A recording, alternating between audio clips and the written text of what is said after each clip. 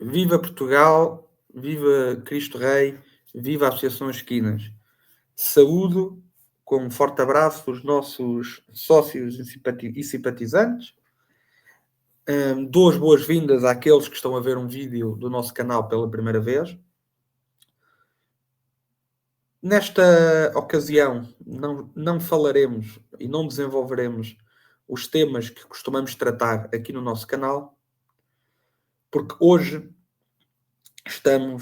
este vídeo é uma resposta a um imperativo de consciência nacional.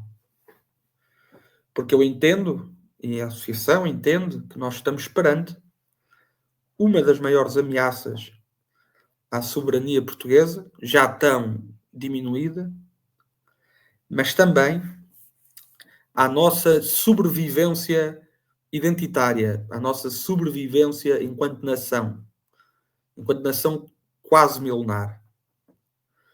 E essa ameaça, no nosso entender, vem de um senhor que será o Presidente da República, que é o senhor Gouveia e Melo.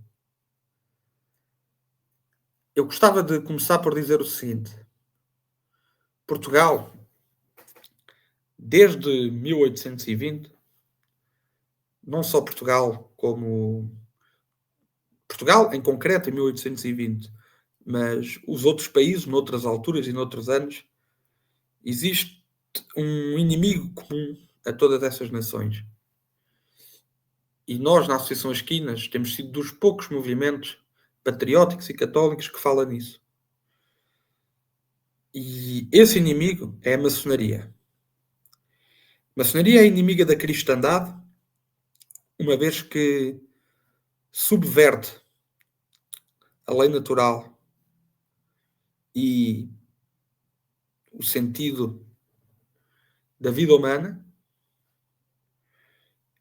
inundando a sociedade e os homens de um gnosticismo herético, de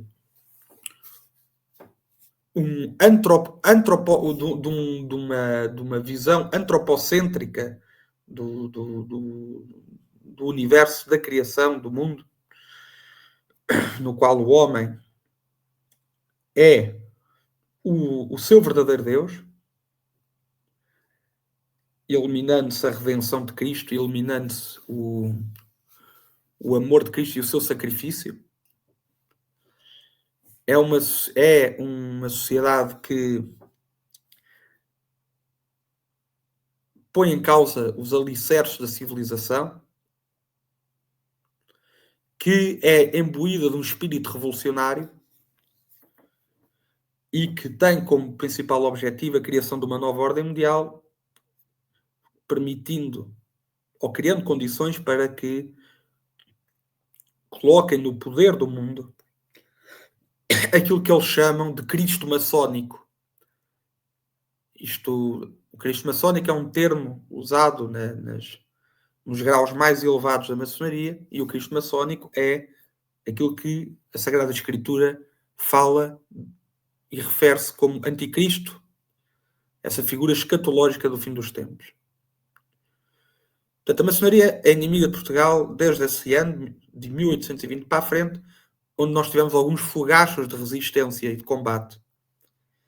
Um desses fogachos de combate declarado contra a maçonaria foi no Estado Novo, em que o professor Salazar decretou a proibição de sociedades secretas em Portugal. E eu esqueci-me de referir há pouco que os grandes papas dos finais do século XX, meados do século XX e finais do século XX, alertaram sobre a perigosidade da maçonaria. Foi o Papa Pio IX, o grande Papa São Pio X, o Papa Leão XIII, o Papa Pio XII, mais recentemente o Papa João Paulo II, a encíclica Humano Género do Leão XIII é absolutamente fundamental para qualquer católico que perceba ou que queira entender a incompatibilidade entre a fé católica e a maçonaria.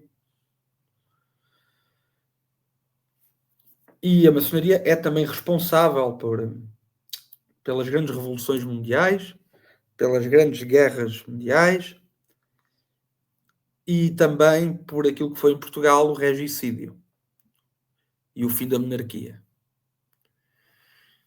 E desde então eles não têm medido esforços para destruir Portugal, para destruir as nações, porque um dos grandes objetivos da maçonaria é eliminar o conceito de nação a nível mundial, é promover políticas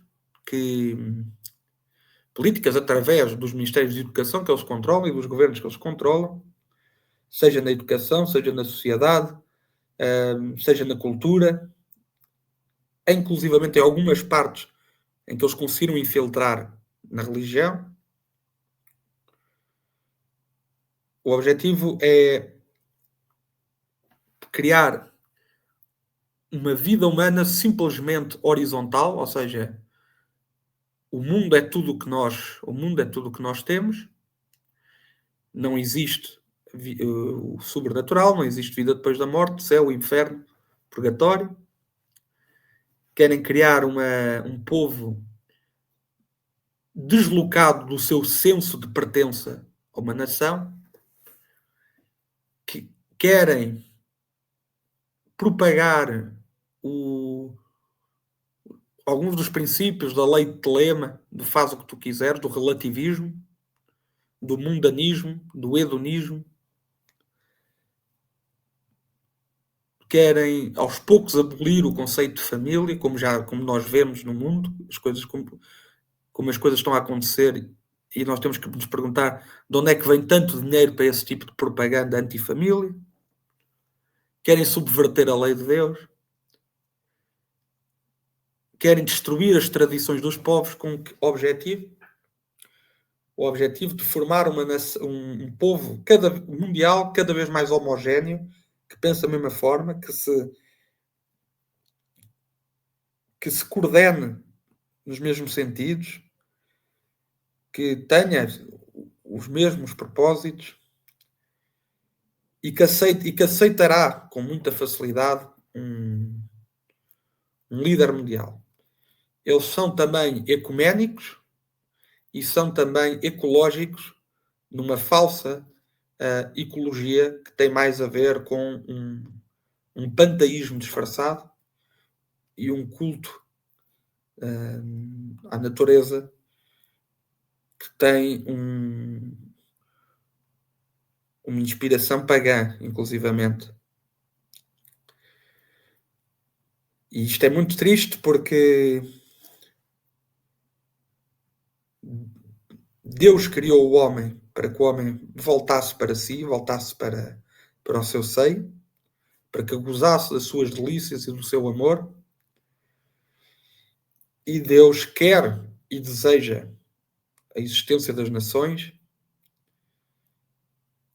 que possam servir os planos da salvação e que possam colaborar exatamente para a salvação da alma humana, que é o objetivo final da existência do homem.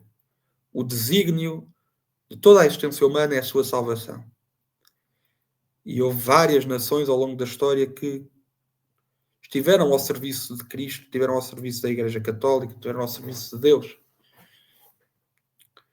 E apesar de Nossa Senhora nos ter prometido que em Portugal jamais morreria o dogma da fé, e eu tenho a certeza que se uma só pessoa verdadeiramente devotada a Maria, devotada ao Senhor, devotada à Igreja, nem que seja uma simples velhinha numa capela no interior do país que guarda a fé em Portugal prevalece. Mas isso não significa que nós não passemos por um período de grande turbulência, que são as dores, que são quase que as dores de nascença desta nova ordem. E este indivíduo, o Gouveia e Melo, eu não quero que a associação seja tida como uma espécie de autoridade profética, digamos assim, claro que não. Mas bastava ter algum discernimento e alguma sagacidade para chegar lá. Isto que vocês veem aqui, esta publicação em particular, em azul, foi uma publicação que nós fizemos em 2020. A Associação As Quinas ainda não existia, era apenas um movimento, tínhamos um grupo fechado e nós na altura escrevemos em 2020, muito antes em 2021, desculpem, muito antes de ser apontado como possível Presidente da República, nós escrevemos. Avisámos há cerca de 3 meses que o Gouveia e Melo seria Presidente, numa fase em que o mesmo rejeitava essa possibilidade. Volvidos 3 meses, assume vontade de ser candidato e é elevado a chefe das Forças Armadas. Cada nação terá o seu anticristo que antecederá a chegada do derradeiro anticristo. E serve para que as pessoas encontrem na sua própria nação uma referência maior, alguém profundamente humanista, dedicado, apoiante de causas progressistas e defensor dos mais necessitados. Alguém que incorpora um messianismo nacional, porque este messianismo nacional tem um propósito que passa por treinar, por assim dizer, ou preparar, por assim dizer, as pessoas para o modelo daquilo que será o anticristo no futuro. E porque, basicamente, este senhor acaba por incorporar tudo aquilo que um anticristo será. Porque o anticristo, biblicamente, surge como solução de todos os problemas, como aconteceu naquela altura da gestão da vacinação, que deixa uma obra, que foi essa obra que na altura foi muito elogiada pelos mídias, quase elevando o Almirante a uma apoteose, um grande servidor da causa pública, um grande trabalhador da causa cívica, um grande defensor das instituições, etc, etc. Demonstrará uma conduta humilde, mansa e humanitária, e na altura foi o caso, apresentando-se como um homem quase consensual, bondoso, caritativo. Será aclamado pela comunicação social, quarto ponto, que é o que está aqui. Reconhecerão nele qualidades para líder e tornar-se-á líder. Pronto, é isto.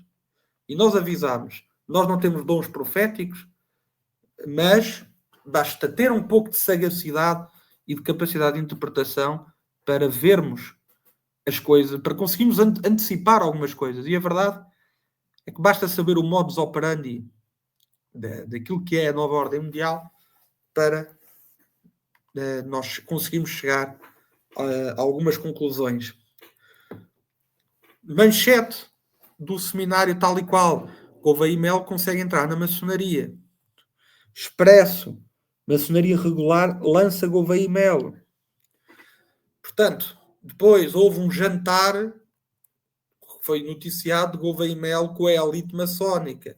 Portanto, o que é que isto significa? Significa que eles já não têm necessidade de esconder as coisas como faziam antigamente. As coisas estão mais às claras. E sabem porque é que estão mais às claras? Porque a sociedade no seu todo foi tão brutalizada ao longo do tempo, lavada mentalmente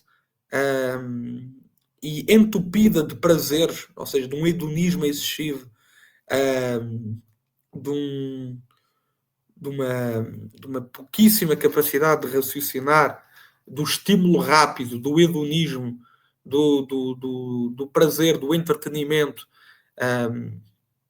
da ausência de uma perspectiva das coisas eternas, que fez com que as pessoas se desligassem destas questões. Por exemplo, há 200 anos, qualquer português semi-analfabeto olhava para o Costa Cabral e dizia: não, este indivíduo é maçom, este indivíduo é maçónico, este indivíduo, um maçom é coisa do diabo, era o que se dizia na altura, por exemplo, nos Açores, na altura do governo de Costa Cabral. Portanto, as pessoas na altura, que segundo os iluminados de hoje eram mais iletradas e que não tinham acesso ao mesmo grau de conhecimento que nós temos hoje, eram pessoas que tinham uma argúcia e uma capacidade de análise e interpretação muito maior que a nossa, muito mais acurada e muito mais limpa que a nossa.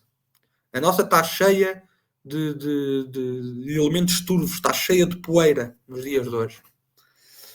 E há uns dias, este senhor, que já tinha dito que nós tínhamos estado dispostos a morrer pela Europa, numa guerra que não tem nada a ver com os portugueses, reduzindo Portugal a uma espécie de aldeia da Europa, uma colónia da Europa, menosprezando os nossos quase 1000 anos de história e desprezando aquilo que Portugal, e desprezando aquilo que é Portugal.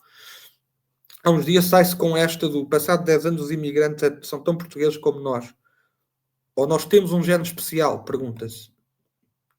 Objetivamente, já foi provado que nós temos um género especial e irrepetível no mundo. Eu não vou aprofundar muito nisso porque não é um assunto que eu domino, mas eu já tinha lido até isto em alguns livros de autores patriotas como o Sr. Eduardo Amarante. Portugal tem um gene único, o português tem um gene único e irrepetível, mas não é só isso. Não é só isso. Ele, ao dizer isto, está novamente a fazer do ser português uma simples formalidade burocrática, um estatuto de cidadania, um estatuto, o ser português cabe num cartão de cidadão. Não. O ser português é tal maneira profundo e visceral na alma do homem, na alma do português, que isso nem sequer pode ser medido, nem sequer pode ser quantificado, quanto mais reduzir o ser português a um papel. O ser português é uma resposta positiva que nós damos à nossa alma, à nossa história, ao nosso passado e à nossa identidade. Eu não considero que uma Mariana Mortágua, por exemplo, seja uma portuguesa. Eu considero que ela tem cidadania portuguesa. E isto é só um exemplo.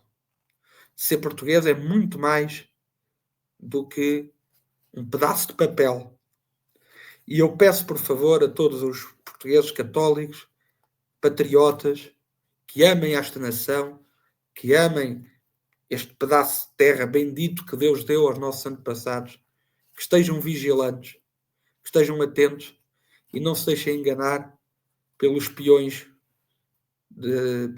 que vêm dos inimigos da nossa nação há muitos anos.